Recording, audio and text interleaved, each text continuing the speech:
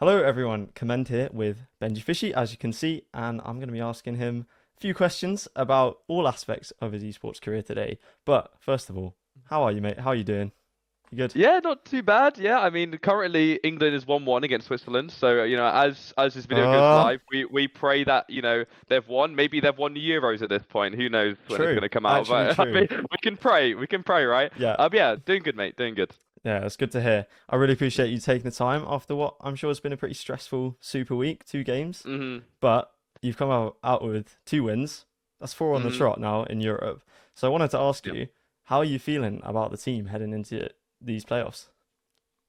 Yeah, man, feeling good. I think our last, I think our first two games of the split were against Navi and Foot, which, on paper are probably harder than Giants, Gentlemates, and Koi, our last three games. So for these last three games, I felt like it was kind of a pretty big test for us.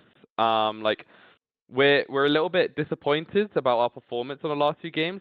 I think if we played how we did against Giants and Gentlemates, that we did against Foot and Navi, we probably wouldn't have won. I think we've dropped a little bit in like our fundamentals and communication and stuff, but it's kind of stuff to improve on. Obviously we still got the win and there's stuff to learn from, so you can't really ask for much more. I think there was definitely a chance we could have lost our most recent games. But yeah, I mean, it's just good for improving for playoffs, so you can't really complain. Yeah, obviously you guys got second place in Shanghai. We'll talk a bit more Mm, about that run later. But that put Heretics, top of the world, really, top yeah. two. You know, do you feel like as a team you're one of the favorites or maybe the favorites for champions? Uh, I like to think so. I mean, right now in our current form, like I said, we're not the best, but I think with how good we've showed we can play against in Europe and international events now. We've got the experience now, of you know losing a grand finals, but also like playing against all the best teams, in the world. I think it's given us a lot of confidence, like individually and as a team, that we can, make these deep runs in social events. So I think us as a team, we are very confident for champs. I think it's going to be, the tournament to prove to ourselves that we can do it. So yeah, we're Yeah, very confident. that's good to hear. We'll have to Mm, see. But yeah. your time on Heretics, it's just part of a pretty long career in esports. I mean, even though you're only hmm 20, which is crazy to think about. hmm But I want to go back to the very start of it, even before. I know you grew up in quite a small town on an island, if I'm correct in Yeah, that, which you're is, correct. I think that's pretty unique in terms of esports players. Just how small is it? Because I've seen a few things like people had to use carts to carry stuff around because there's no cars and stuff. I don't know if that's true, Yeah, but yeah, yeah. No, no, no. I mean, yeah, it's a very small island. It's in Surrey, and it's probably got, let me think, maybe like 50, 40, 50 houses on it. oh right, okay. Um, it's quite small, but it's like a nice little community. Like everyone knows each other. Everyone's all friends, which is really nice. But yeah, I mean, you can't get to like my house by car, for example. So it's kind of a pain, I mean, for me, the most annoying thing is like ordering food because people aren't going to come to my house to come and deliver me food when I have to go walk like 15 minutes, right? So I have to go for a long ass walk. I mean, if it's like 2 a.m. and it's cold, it's horrible, bro. It's horrible. So it kind of stops me from ordering food, but like my mom, for example, like if we go shopping, like she has um like a fuck, what's it? Not a wheelbarrow, but you know what you push a baby in. I forgot what Yeah, the yeah, name a is for some reason. pram, A like a pram. Yeah, yeah, she has yeah, like a baby pram that she puts all her like shopping in. So she parks her car, then has to walk like 10 minutes to go back to the house. But yeah, got it you. is pretty unique. It's a very nice place though, especially during the summer because you've got like the river next to you. The only bad thing is that it floods sometimes. Sometimes. I see. So I think it flooded like last year, and you can't really leave the house, so you're kind of just stuck there. Yeah, yeah, Apart from that, yeah. it's sick. Apart from that, it's sick. So you're still in mainland England, but just not Yeah, right. yeah, Okay, yeah, yeah. Mhm. got you. Cool. Okay, so in terms of being on an island growing up, Yeah. literally, how do you think that affected you as a kid? In terms of your social, how were you like as a person really growing up like that? Um. Yeah, I mean, I was a pretty chill kid, I mean, the thing is, as a kid, I don't know, I was still grinding games, bro. Like ever since Mm, I think I got my first console maybe when I was like 6 or something. It was like PlayStation 2. I grew up playing like Guitar Hero, Tenchu. Tenchu was like the first game I think I ever played. I don't know if anybody knows it, but that was like a very early game for me. And then I got my first ever laptop when I was 8. And I started grinding League from like 8 years old. Oh, Yeah, oh, yeah, from 8, wow. bro. Okay. And as a kid, I was like, man, I wish I could play League with like some of my friends. But bro, nobody was playing fucking League at 8 years Eight old. years Everyone, old. everyone was just like, if they played any games, it would be like FIFA or like something like that. They weren't into League, bro. Yeah. So I mean, yeah, I think I was a pretty good kid. I didn't like school too much. I think it was mainly because I was just addicted to games. Like, I Mm, would generally get home and I would just grind like the whole day. And summer holidays and stuff, that was just like the peak time for me for just grinding. I'm like, okay, I've got like 3, 4 months, bro. I'm gonna go from like silver to gold. yeah. Like Yeah. I'm Yeah. gonna I'm gonna go all out. But yeah, man, I'm not gonna lie. Ever since I was a kid, I was just very into gaming. Yeah. And I know you played quite a few sports growing up, bowling, Hmm. cricket, and I think you were Yeah. pretty good, right? You were like, I was. Yeah, yeah, yeah. I mean, at bowling mainly. I mean, I did it quite competitively when I was younger. I think I stopped when I was about like 11 or 12, which was also because of gaming. By the way, like I just played too much games. But yeah, no, I mean, my first ever 10-pin bowling tournament I played was when I was 3 years old. wow. I think I did badly. Like, I was actually just running up and like chucking a ball like this. But it was because my brother was really into it, so I kind of copied him. Oh yeah, yeah. And eventually, I got at one point I played a tournament. I got like third in South of England. Oh wow. Like a Okay. while ago. Like I was pretty good for a kid. I mean, my high score is 214, which I got probably when I was like, I don't know, like 10 or something. So I wasn't bad. I wasn't bad for a kid at least. Yeah, man. Do you think Mhm. playing sports that young, were you like as competitive as you are now, or were you not so competitive back then? I was very competitive as a kid. I mean, the thing is, at the time, I didn't really know how to handle pressure. Like, I remember some Mm. of like my most nervous moments as a kid was having like a cricket game and being like the first bowler. Oh. And bro, that like the nerves I had from that were just everybody watching me. Bro, sometimes I would just like completely fuck it, like completely. It would just go. It would like I was a good bowler. I was a leg spin bowler. Yeah. But sometimes it would just, it would go horribly. And I was pretty bad at like dealing with the pressure, like my emotions. I wasn't great at that, but I loved competitive sports, and yeah, I was just a very competitive person in general. Yeah, yeah. You mentioned having Mhm. to stop because of gaming, Mm. and also I feel like I've heard about some issues with your legs when you were Oh, growing up. yes, what's it called? Osgood Schlatters, I think. I mean, I think it's quite common, but it affected me quite badly. Mm. It was like a combination. Like I mean, on top of like bowling, cricket, I also play like rugby, football, hockey, at my school. And it would be like if I would go and play some sport, I would come home and I just like couldn't walk. Like it was really bad when I was younger. I think it's just to do with like growing up. I think it's quite common for like people like 11, 12 to get it, and it made me just not want to play sport as much. Like I just wanted to sit at home and grind because it didn't affect my leg, and also I did just enjoy gaming more than sport at the time. So it kind of just slowly made me, less motivated to play sports. So yeah, it was like a quite a big reason why I also stopped. Right, got you. Hmm. So you mentioned grinding games. What was the first game that you really tried to go pro in, or at least, be Mm. connected with esports in that way?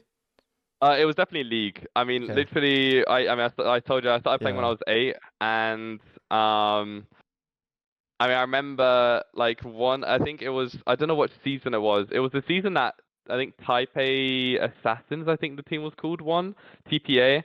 I stayed home from school to watch like Worlds, like because Oh wow. this is like when I was like 9 or 10 years old. I would stay home to just watch I don't know, pros play and Worlds, whatever. Like it was one of the most exciting parts of like Mm. my childhood was just sitting at home watching esports, and yeah, especially League. So for me, like League was kind of what made me get really into this esports in general. Because I loved like improvement. I loved improving at the game. I mean, it was the point where like I was thinking about in my head like, okay, if I'm gonna go pro, I can't be a one trick. So I started like playing different champs and stuff because I used to be a Thresh one trick. I was like, okay, Oh I've got to right. learn, I've got to learn like Rakan, I've got to learn how to play like Janna and stuff. Like I started like just trying to. At that time I was like plat, bro. So there was no chance I was going pro. But I was like, okay, if I'm gonna go pro, I've got to learn some different champs. Yeah. So that's what I tried doing. It didn't work out. But it got me into esports at least. You're like plat. You're like, I've got to increase my agent pool. You know. Exactly. I mean, okay, I was 11 or some shit, bro. So I cut myself some slack. But yeah, no, it was a bit silly. Yeah, yeah. So Fortnite comes out. You're already grinding games. Did Mhm. you kind of instantly fall in love with Fortnite and you know like this? Yeah, this is what I want to play, or was it more gradual? No. When I first started playing Fortnite, I hated it. I really disliked it. I mean, I think at the time I was grinding like PUBG or H1, one of the two, and it just wasn't my thing at the start. I think Mm. yeah, I literally started playing it when it first came out. But then what happened was my school friends like it blew up, and my school friends started playing it, and it goes back to like when I was younger and I was playing League and I wanted my friends to play with, but none of them were playing League, right? But now there was a game that I could play with my school friends at. So I was like, okay, I've got to at least play it with them and try to be better than them because I did spend this whole time when I was like 8 grinding to be worse than my friends at games. So I wanted Yeah, to make sure I was better than them. So that's when I started properly grinding it. It was just like playing with my friends from school, and once I started playing with them, I realized like the game was actually really fun. So then yeah, I started playing it on my own. Playing, when I started getting good at it, I started streaming a little bit, and then I eventually, went into scrims and stuff. But yeah, at the start, I hated it. that's really interesting actually. Yeah, I Mhm. remember that time when it blew up, and all my friends as well, because we're similar age. Bro. So it's Hmm. like 13, Everybody. 14 is everybody was playing it, man. It It was was nuts, crazy. bro. Yeah, Mm. yeah, yeah. So I know your mum is really supportive of your career in gaming. Mm. But were there any points where, you're playing 10 hours a day, you're skipping school to watch Worlds? Were there any points where she was like, hang on, like, I'm a bit concerned here? Oh no, she was pissed, man. I mean, I can't count the amount of times she turned off the internet. Like, because I mean, it was really bad because I would just not do homework just because I was, playing, and I mean, I was missing school sometimes because I was too tired. Like, it was bad, especially when Fortnite came out. Like, I would come home from school, I would grind Fortnite, and then my mum would tell me to go to sleep, and I would get into bed, and I would just go on my phone watching Fortnite videos until like 4 a.m. And I would have to wake up for school at like 6:30, and I would do that like every day, and it got to a point where I was like, I just couldn't wake up. Like I was too low on sleep to like function. So I just didn't go to school. So I missed school quite a bit. And yeah, my mum wasn't very happy. What I would do actually, I remember when she turned off the internet, it was it was annoying for her, right? But I thought it was quite smart. She would turn off the internet, and I would hop on Rocket League, and I'd go into the free play mode, and I would act like I still had internet. So Oh, just to like make I don't know make her doubt herself that she actually turned off, or that I found a way to like have internet still somehow. But yeah, there was a lot of like a lot of bad moments when I was younger where it was just like I was playing way too much for sure. yeah, yeah, yeah. Hmm. So I know it got to the point where eventually it was the decision, I got to drop out, and Mm. that was the decision you made. Was Yeah. that a difficult decision for you or for your mum particularly? I mean, for me, it was like the best thing in the world, right? Because I hated school, and I was like, I had this opportunity, that you don't get too often, right? Where I got offered a pro contract, the Fortnite World Cup got announced, stuff like this. But my mum was probably the main person that like helped convince me to make the choice because we kind of took it as a perspective like you can go back to school anytime. Like at this point, I was in year 10. It was like GCSEs, or Mm, preparing for GCSEs, and it was like if I wanted to, I could always go back to school. But this opportunity to go pro, it's not gonna come like every day. So she kind of saw it as I was putting 50% of my time into school and 50% into Fortnite at the time, and she wanted me to put 100% into one thing, and she knew that going pro was my dream, so she kind of she just supported me, and it was definitely a hard choice to make, but it was like when it happened, it was like the best thing in the world. Like genuinely, I couldn't. It was so happy. I remember as soon as it happened, man, I just grinded. I just grinded, and that's why also I think that was like my main point of improvement was when I dropped out of school. Actually, I don't recommend other people to do it, especially if they haven't been offered a pro contract in the first place. That's the only reason I did it. Was because I knew if I dropped out of school, I'd have a salary. I would, have an org backing me, NRG. So yeah, it was definitely difficult, but yeah, it was well worth it for sure. Yeah, it's different when you've got Mm. that's kind of security, isn't it? Yeah, yeah, Yeah, yeah, 100%. definitely. So you've dropped out of school to play Fortnite. You're practicing Mm. for however many hours a day, winning tournaments, signed to NRG. Had you qualified to the World Cup at this point as well, I think? Not at the time. It was before the qualifiers. I got signed to NRG. Right. So at 14 years old, I mean, you must have been feeling on top of the world. Yeah, yeah, yeah. I think it's a understatement. There we go. It's an understatement how, maybe not my ego, but I was feeling great, feeling amazing. Yeah, yeah, yeah. So I'm not going to ask too much like into the big details of your Fortnite career, but when Mm, you're on the plane to New York and the World Cup, and you're in that mm, massive stadium, it's your first major LAN tournament. How yeah. did you cope with the pressure at such a young age? I didn't, bro. I mean, that's the thing. I didn't. Like, I was shitting myself. I was so nervous, bro. And that's also like one of the reasons I didn't do so good. Just because, I mean, at the time I was 15, like it was it it didn't feel real because I've been playing all these tournaments online, and obviously we were very good, like one of the best in Europe. I knew how good I was, but I had no like coping mechanisms to deal with the pressure, and it was super difficult. Like I remember during the duos it was okay because I had someone to speak to, but I remember during the solos of the World Cup, like I was like a nervous wreck, bro. Like I would just start shaking, like while I was playing, and yeah, that's the reason why I didn't do very well, just because I was way too nervous, and it was my first ever LAN, and it was that big of a LAN. If it was a smaller one, then maybe I would have been fine. But the fact that it was in front of so many people and it was such a big event, it was super difficult. Yeah, especially going from, a small room in Surrey on an island to New Mhm. York must have been Yeah, yeah. crazy. So a few more years go by, up and down results. You Mhm. decide eventually to retire from Fortnite, move to Valorant. In that Mhm. initial period of moving over, just after you made the decision, you're on a few free agent teams, stuff like that. Was there Mhm. any part of you that kind of doubted that decision at all? Um, no, I never doubted it. It was because when I swapped, I didn't really see it as like I didn't have like a timeline in my head of when I wanted to go pro, or like I knew I wanted to go pro, but I knew it was going to be really hard. And I didn't want to make unrealistic expectations for myself, because I feel like if I did that, then I would kind of just disappoint myself. If I said, okay, I want to be in VCT in 2 years from now, or like 3 years from now, and I didn't make it, then it would kind of demotivate me.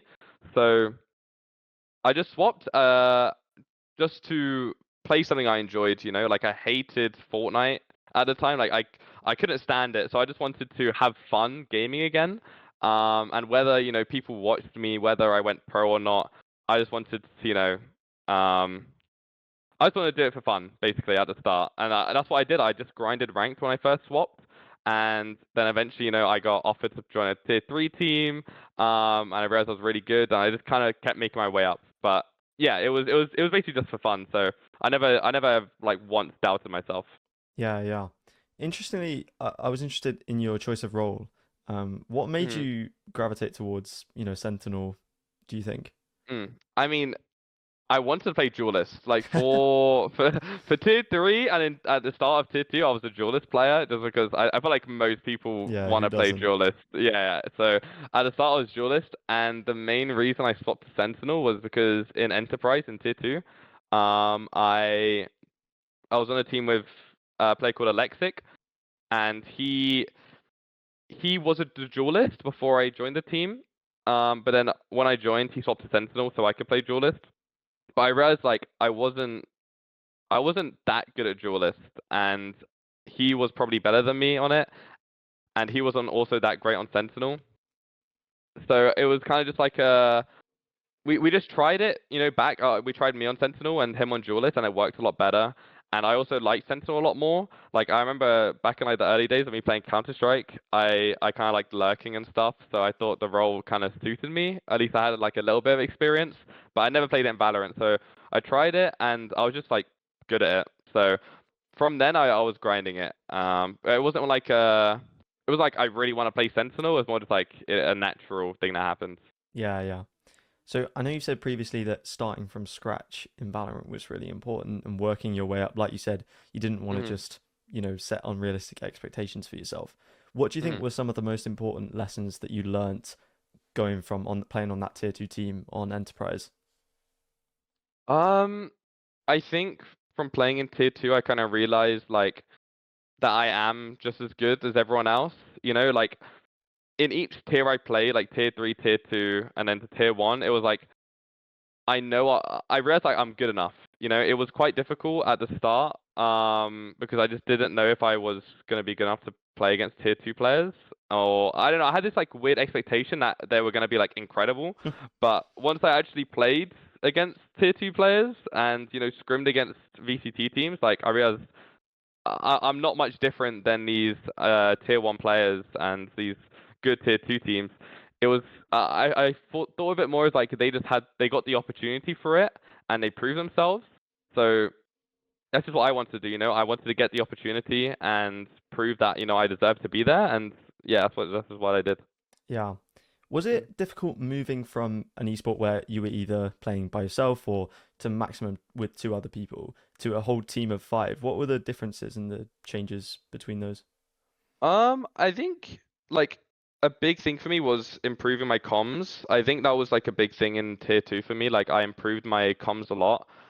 Because I mean in Fortnite I was shouting a lot. Like I was very loud, and it doesn't work as well in Valorant. Mm. Because if you're too loud and other people want to speak over you, and there's like stuff will get missed out. So it was more just like trying to stay calm and um, you know adjusting myself from Fortnite comms to Valorant. I think that was probably the main thing. But I feel like in general my communication now is really good, and I think a big part of that was like my experience in Enterprise that helped it. Yeah. So obviously you had a great season on Enterprise. Team Heretics come hmm calling for the LCQ. And at that hmm point, you're joining a team with one of the worst records in Europe. They've lost all season. Was it hmm difficult going into a team atmosphere that they were used to losing? I think I helped the team a lot during LCQ, like in terms of like just vibes. Maybe I wasn't Zelsis, but I felt like I helped the team out a bit. Like when you swap out a player for someone else, I mean, it was Weber, but before like Zeke and stuff, I feel like it's kind of like a refresh for the whole team. And the atmosphere, like the atmosphere during LTQ was very good. Like I enjoyed it a lot. I think all the players enjoyed it. Obviously we lost, but it was a good experience for me. To play for the first time on stage. Just to see how like I reacted and my emotions, because I didn't know how I was gonna feel. You can have feelings like before the game, whatever, but you don't really know how you're gonna feel on stage. But yeah, it was a really good experience for me, and I mean, yeah, the atmosphere was pretty good, but I think I was kind of a big part of that. Yeah, that's cool. Also, England Mm. have just won on penalties, by the way. Yeah, fuck yes, bro. Oh my, bro. I was trying to focus on your Yeah, questions, yeah, but I minimized it, bro. I was like, okay, I'll just check it after. Thank fuck, bro. Okay, very nice. yeah. Five Whew, four, okay, 5-4. Oh no, beautiful. 5-3. I think 5-3. I think they missed the first one. Come on, Let's fucking go. let's go. Okay, we Okay. can focus. So when you signed for Heretics, you lose that Mhm. single elim game. Did you know that they Mhm. were going to be keeping you on into the next season or not? Um, I did, yeah. I mean, after like I remember Neil, like after the LCQ game, he told me like you're like it was literally like, right after he was like, yeah, you're gonna be in the next there for next year. You're all good, bro. So that was like a pretty good feeling. I mean, I kind of knew when I first signed like I'd probably be there for next year. Um, Maybe unless I fucking had like a stinker in the LCQ, I just played horribly. But Just drop no frags, yeah, and they're just like, yeah, bro. that was actually one of my biggest worries was that I would literally go 0 kills. That was like a really weird thing I had in my head. It was like, man, what if I just went like 0 and 12 in my first game? Like that would just be the worst thing ever. But I feel like I played pretty good in the LCQ game, even though we lost. But yeah, I did. Neil told me so, which was quite nice of him. Yeah. So Heretics went through obviously a complete rebuild. That's Hmm. after that loss, and obviously Boo stayed, you stayed, and then three others joined. What was Hmm. the trials process like? Because I'm assuming you hadn't ever done that kind of thing in Fortnite. Um. Yeah, I mean, I enjoyed it a lot. I mean, it was quite nice getting to like know just like a lot of different players. I mean, we tried like we were the first team I think in Europe to start our trials, which I think is a big reason why we have such a good team now. So you know, kind of got to thank Neil Weber and Boo for that because we kind of took the decision to not take like a long break after LCQ ended and just to kind of start trials instantly and to take the break after. But I really enjoyed it. I mean, it was just scrimming with people, you know, getting to see how good they are, getting to, you know people's personalities and stuff. And yeah, obviously it wasn't like Fortnite. I mean, in Fortnite it was kind of just like, yeah, you're really good, bro. Let's play together. You know, like maybe that's happened, you know, in Valorant a little bit, as in some teams. But yeah, for us, we went like pretty thorough, and yeah, it's a big reason why we're really good now. Yeah. Wait, so can you give me like 1 minute? Yeah, for Literally sure. 1 minute. For sure. I just need to go get some water. One Yeah, sec. no worries, no worries.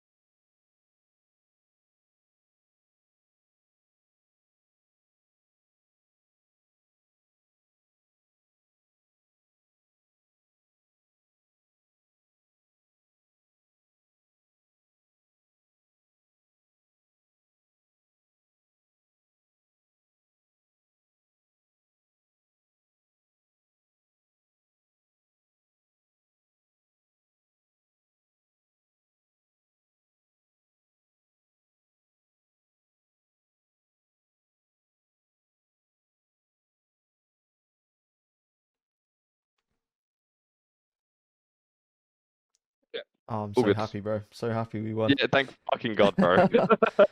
Oh, Netherlands or Turkey in the semi-final. That's looking nice, bro. oh, that's nice. Okay. So good timing though in terms of the questions to take a break because talking about this Mm-hmm. season now and Mm-hmm. kickoff, you guys went on a crazy run, which I don't think many people expected, to be Mm-hmm. honest. Were you guys expecting those kind of results so early? Um, I mean, from our practice, like we knew how good we were. Like we had a long time to prepare.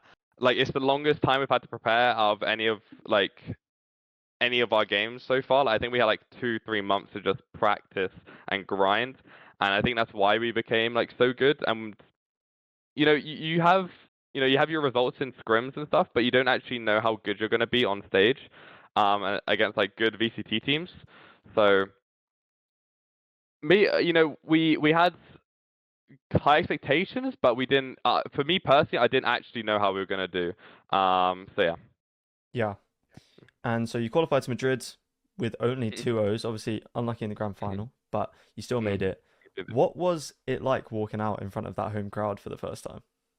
Man, it was insane. I mean, just to be at a Masters event for me was like incredible, just because it was so soon.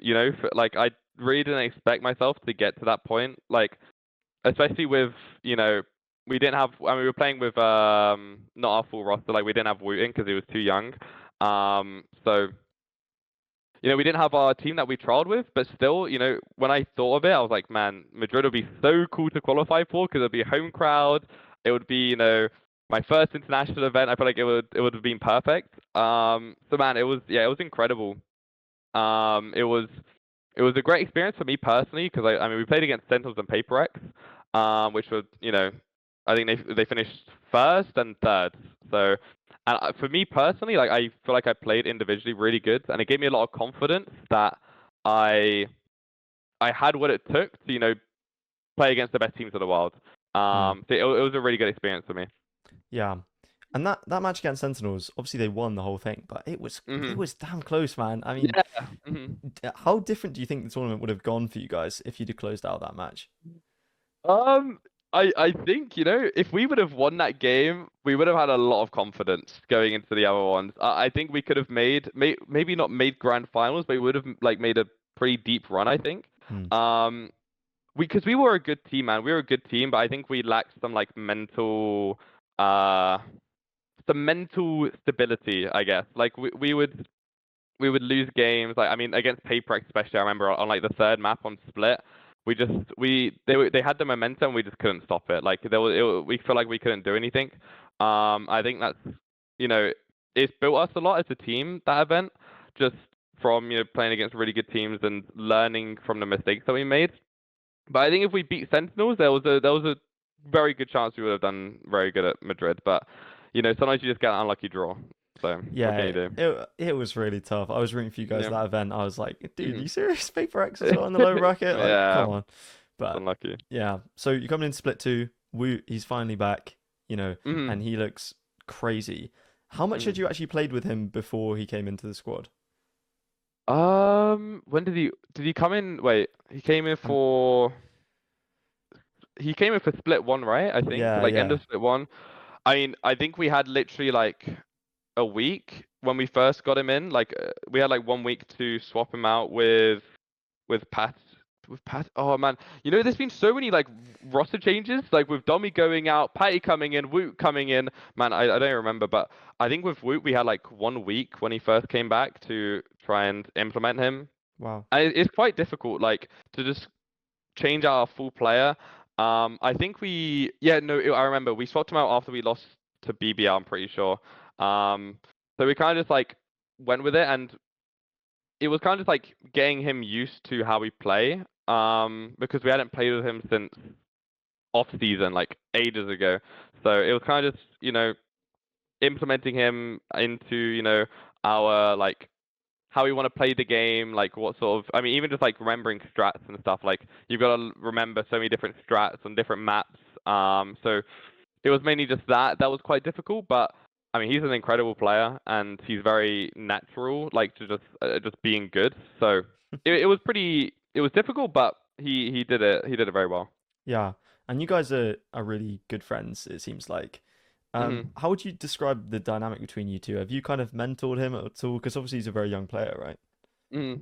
Um, I don't know if I've mentored him, but like I feel like we both have each other's back. I mean, is that for the whole team? Like we always have each other's back, but like in terms of like being super close to someone personally, I'm really close with him, and I'm also really close with Enes, Rians.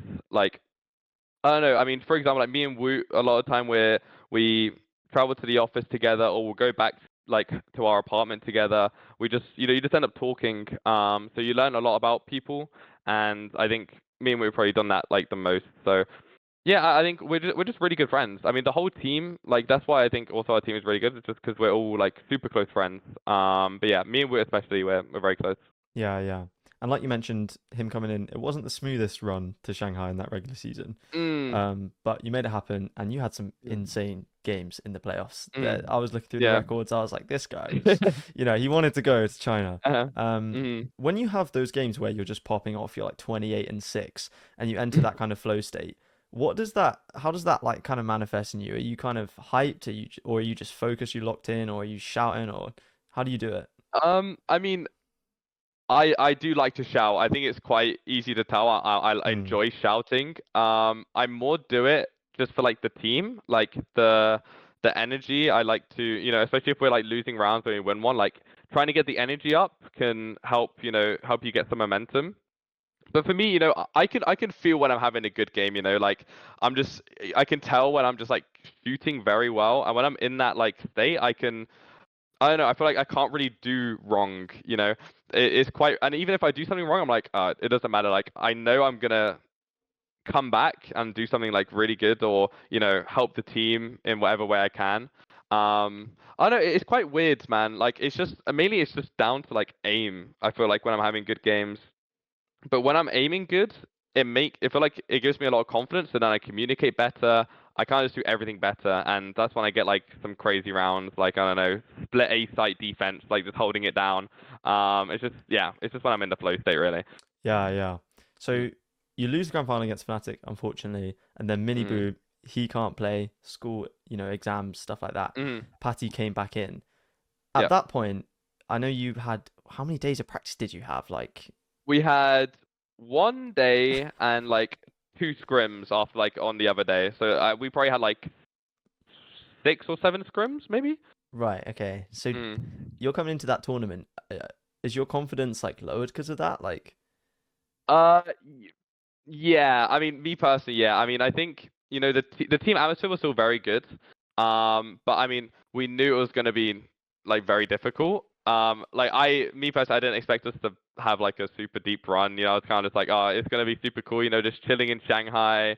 I wanted to like just enjoy my time there.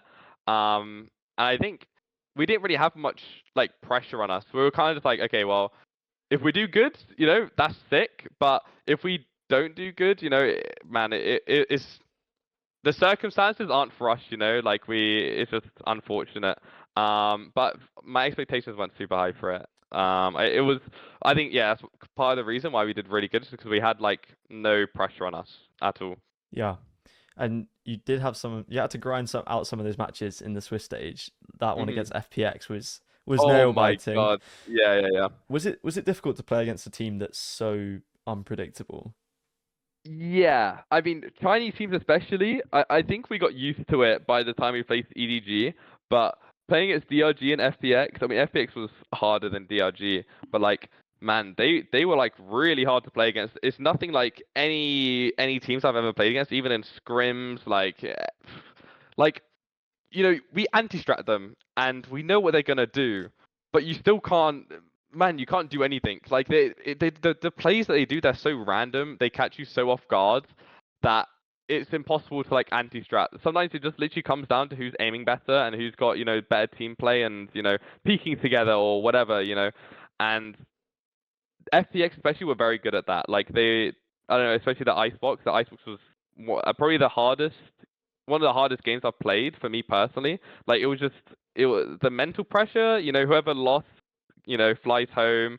Obviously they don't fly home because they're from China, but for us it would be what was it, like a 13-hour flight home, Yeah. overtime. Oh, it was super difficult. But yeah, Chinese teams have got a lot different play style than any other teams that we played against. But it was a good experience for us because now we kind of know how to play against teams like that. Mm. Yeah, and I was going to ask about the EDG game. Was there anything Hmm. that really clicked? But like you said, that Chinese playstyle, you kind of got used to it. Hmm. So Yeah. then you're going into that G2 game. You're in good form. You go up 11-2 on Ascent, Oh, oh my and God. everyone's thinking, including me, I was like, "This is over. Like they've won. They're in the Yeah. arena. They've made top Hmm. three." What was it like walking off the stage, knowing after Lotus and you've thrown it away? What Yep. is what is that feeling like? Man, that was one of the worst feelings that I've experienced, like in just esports. I mean, it would have been a lot worse if that was like a lower bracket game and we got eliminated from it. Like there was still kind of the hope in my head where I was like, okay, we've still got another chance. We were playing literally the next day, so it was kind of like trying a mental reset. But man, it sucked. Like I remember when it first happened, I was like, okay, I didn't think too much about it. But the more I was thinking about the game, like on the way back to the hotel, bro, I felt like I was there was nothing that could like cheer me up. It was so devastating because my goal in Shanghai was to make the Mercedes-Benz Arena, and I was thinking, man, like if that game was the reason that we don't make it there, then I whatever, bro. Like it sucked. It completely sucked. Yeah, worst feeling I've had in Valorant, especially. Yeah, but you came back against Foot, I guess a team you know very well, and Mhm. made it into the arena. So Mhm. you're walking out against 100 Thieves. Obviously Madrid Yeah. was home crowd, it was big, but with the Chinese fans Mhm. backing you, this is a what 17, 18,000 capacity arena. That Yeah. that must have been amazing.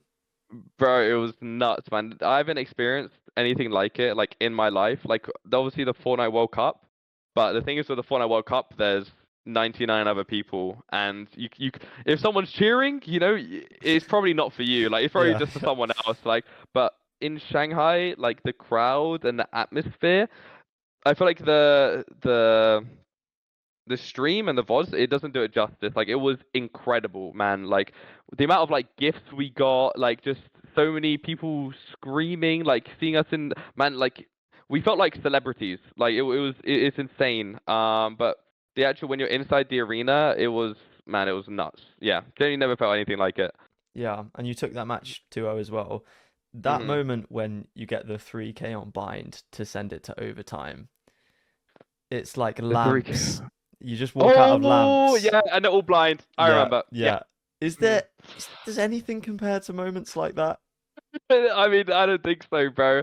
Like doing that at like such an important moment and in front of such a big crowd, like, bro, it's different, man. It is different. Like the adrenaline you get, it's hard to control. But it's like addicting, It's very addicting, and it's why I love Valorant, especially. Like, I played Fortnite for so long, and a lot of it was just online. I mean, it was mainly due to COVID, but the fact that there's these events where I know I can get feelings like that, it just pushes me even more to just practice and grind. Because I just want to be there again. I want to be at that exact moment where I'm doing something sick in front of a big crowd, hearing the screams. Like, it's very hard for me to like kind of reset. I think I've gotten better at it, but especially maybe in Madrid, like I'll do something sick and I still would just have the adrenaline just rushing through me, and I would like, I mean, even like I still like shake a little bit. Like the round after, I'm like I still feel it. But no, it's the best feeling in the world, easily. Yeah. So would you say that's where most of your motivation comes from? Because I know in Fortnite there was a Mm, lot about also you wanted to support your family as well, but obviously mm. you earned quite a bit in Fortnite, so I imagine that was kind of taken care of by the time you made it to Yeah. Valorant. At this point now, is that what drives you, that feeling of just being on the biggest stages and hearing those crowds? Um, Yeah, I mean, I think it's definitely a big part of it. I mean, I do just at the end of it, I want to be like known as like the GOAT. Like, I want to be known as being the best player in the world, or at least like the best team in the world. I want to be known as one of the. I want to have like a dynasty. Like I think it's same for most players. Like, I'm Fnatic. They did very fucking good last year. Winning back-to-back tournaments. But I want to do like even better. Obviously it's like a very big task, but I feel like if you don't dream big, then you're not gonna reach it. So that's kind of my motivation. My main motivation at least. Yeah, man. So you're in Shanghai. This is what's driving you. You hmm get to G2. You're playing them for the third time in a tournament. I don't even know how that's hmm even possible at this point. But It's nuts. going into that match, were you like super confident you could just go in and take it, or were you still a bit like, they've beaten us twice. We don't know. I mean, we felt like the second time we played them, we should have beat them for sure. Like with that, I mean, 11-2 up. Like when you get to that point when you're 11-2 up on and you've won the first map, like you, I don't know. I felt like we were the better team. Obviously, we lost, but I still felt like we were the better team and we should have won it. So the third time coming around, I was like, okay, like we've improved since then. We know, what mistakes we made in the last one. Like I didn't see a world where they are beating us. The team I was more scared about was 100 Thieves, and once we like stomped them, I was kind of like, okay, we could actually like win the whole thing. So I wasn't scared about G2 or anything. Yeah, and some amazing moments coming out of that series with the Woot Mhm. knives on icebox Oh, and bro. Oh my God. and Fucking insane. Patty's 1 HP ace clutch that Oh, was like, dude. bro. So many good rounds. Is it nice to be able to, now you're in a team as opposed to it's just you, is it nice to be able hmm to step back and appreciate, the skill of your teammates when they pull off something crazy like that and there's clips of you popping off and screaming for them? Is that nice to hmm be able to do? I mean, it's lovely, man. Like knowing, I trust all of my teammates so much, and I believe in all of them so much. Like I know that if I'm dead, like my teammates got me. Like I I never I mean actually when I first joined the team there was this I had this like thing in my head. It was during off season where I was like it was the first team that I was in that I felt like I wasn't it well I didn't think I was the best on the team on my head. Like in tier 2 and enterprise I thought I was probably the best. Um and this was like the first team where I was kind of like, okay, like these guys are really, really good. I'm probably not the best there, and actually it messed with my confidence a little. But I think I mean, you don't want to be in a team where you think you're the best. Like you want to have teammates that are equal to you, and are just as good and can do like just as insane things. So it's a very good feeling.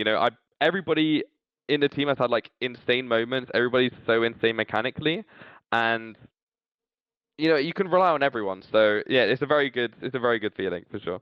Yeah, and you go into the final against Genji. I think they were just on another Mm. level that day. It was kind of their time Yeah. to win. Mhm. But you did go 2-1 up, after that third map. Was there a point where Mhm. you were like, hang on, we're gonna win this? Yes. I mean, specifically after 2-1, because I mean, Ascent before Shanghai it was our permaban map. We hadn't really practiced it that much. But we were kind of like, okay, well, we need to play Ascent against them, best of five. Um, but we prepared very well for them, and we beat them, and they were like a very good team on Ascent. Like they had very good stats on it. So the fact that we beat them, I was kind of like, man, if we can beat them on Ascent, you know, I genuinely believe that we were winning this whole thing. But you know, next two maps, we got kind of stomped. So yeah, what can you It do? was it was that meteor like 2K with the sheriff. It just after that round, it was like it was over, man. Yeah, yeah, bro. It's tragic, man. But that was Genji's second go after a 3-2 Mhm. in Madrid. Obviously, you've had a 3-2 in Shanghai. If you make it to the Mhm. grand final of champions, what experience are you going to be taking from that final in Shanghai? I think it's like you know, always believing that you can like still win. I think we had that a little bit in Shanghai. Like I believe that we were gonna win until the end, but for example, like taking Genji, like going down 2-1 in grand finals and still winning, I think that was the reason they did that was because they lost in Madrid. Like I think if they didn't lose in Madrid, they probably would have been able to pull that off in Shanghai. So I think now that we've had that experience of, you know, losing when you're up, I think it's kind of just not getting too comfortable. Like Mm. it's when you're at that level, like it's the smallest things that make the difference. So it's kind of just making sure we're still, you know, locked in, still in the zone. So that's probably what I'm gonna try to take to the champ. Yeah. Do you think you can do I hope so, bro. it? I mean, I believe it. I really believe it. Like the improvements we've made, like we're still a very young team, and the fact that we've done so good in such a short time, like it would be a very good end of the year, very very good. So we can pray, we can pray. Yeah. Okay, I've just got a few more questions about your kind of ethos in esports. Hmm. What do you think is the single biggest characteristic that somebody needs to do what you've done, not just in one game, but in two?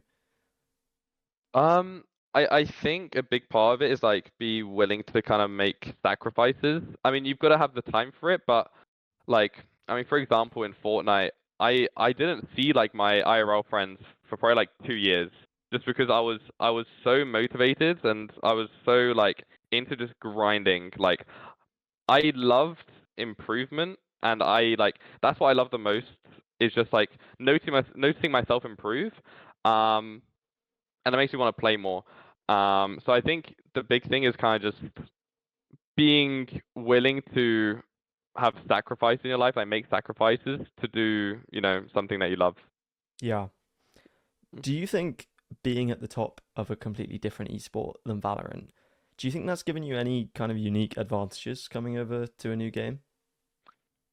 Yes, I think so. I mean, I think it's the same for a lot of players if they play like Counter Strike or if they're like tier one in Counter Strike. I mean, if they just had played like a different like kind of LAN or something, like for me, playing the Fortnite World Cup, I think having that experience actually has helped a lot. Because since then, like even in Fortnite, I kind of learned how to deal with nerves and stuff. But for these players that maybe it's their first time playing in VCT or it's their first time, on a big stage, I think it's quite difficult to handle your nerves. Like it's a big thing. So I think that's probably the biggest thing I took away from it. And also, I kind of know, I mean, this is kind of the start of my Valorant career, but I kind of knew how much time I needed to put into the game to go pro. Like, I knew how much I needed to grind, how much hours I needed to put in. I think that's a big reason why I'm at the point where I am now. Yeah. We've been talking about your career for so long that it feels weird to say that you're only 20.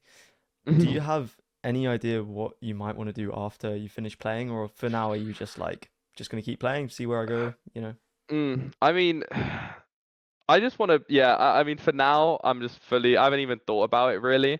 It's kind of just I'm focused. I try to live in like the present, you know. Like I I'm enjoying what I do. I have fun with what I do. I'm good at what I do, so I'm just gonna keep doing it.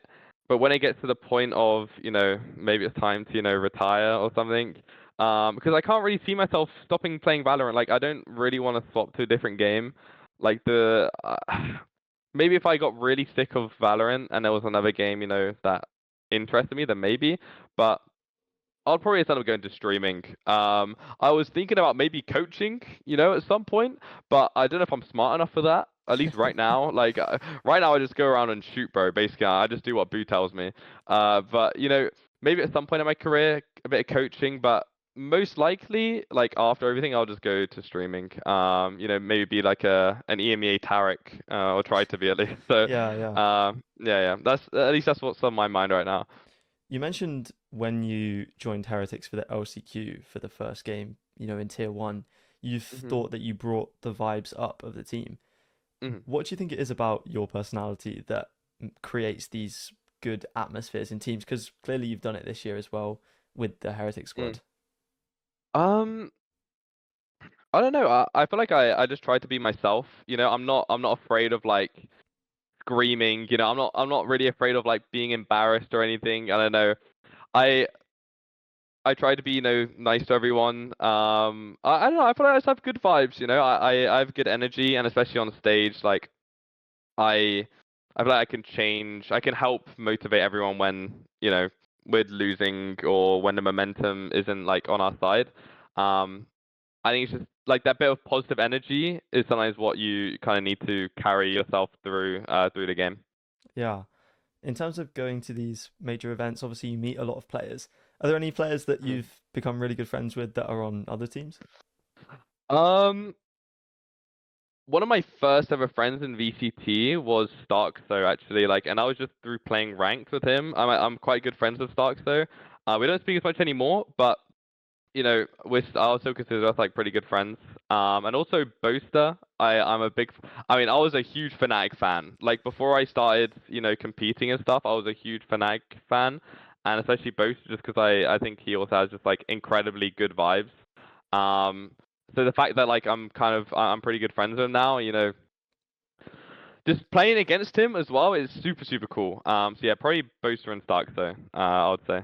Yeah, and in a similar vein, if you did get to the champs final, if you could pick Mhm. any team to play against, who would you pick? And not obviously don't say like DFM because they're easy to beat. Like Okay, okay. Okay. What I think would be a banger would be us versus Paper X. Just like from the Madrid, the shit talking and stuff. yeah, I feel like this would be like peak content. I wanna have the game like good for the fans, good for the audience. And it would be fun for me as well. So I think us versus Paper X would be like a very good game. yeah, yeah. Although you'd have to take another trophy away from them. That would be tragic. Yeah, what can you do, man? Next time. All right, I've got one final question for you. Mhm. If you stop playing right now, you didn't play another competitive game ever again, Yep. what would you want your legacy to be? What would you want people to remember you as a person? What when Mm. they think Benjyfishy, what do you want them to think? That's a good question. I mean, I would like people to think that I'm, one of the best gamers in the world. I think it's quite rare. I mean, obviously people have done it, but to go tier one and be, at such a high level in two esports is quite rare.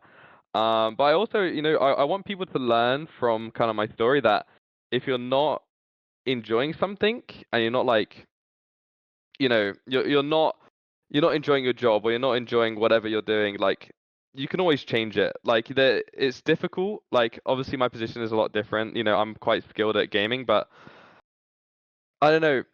I kind of took a risk, and sometimes, if you don't take risks, you're not gonna uh, it's not gonna pay off, I didn't want to live in like kind of regret of not trying something, and the fact like if I never tried and took a risk of swapping to Valorant, then I wouldn't be where I am now. So I kind of want people to, think about that, and hopefully kind of my story does that to people. So yeah, probably that. Yeah, man. Thank you so Mm. much for taking the time tonight to chat to me, especially with the England game on. Oh Um, yeah, all good, bro. All good, all good. No worries, man. It was a great interview. Thank you. It was some good questions. no worries, man.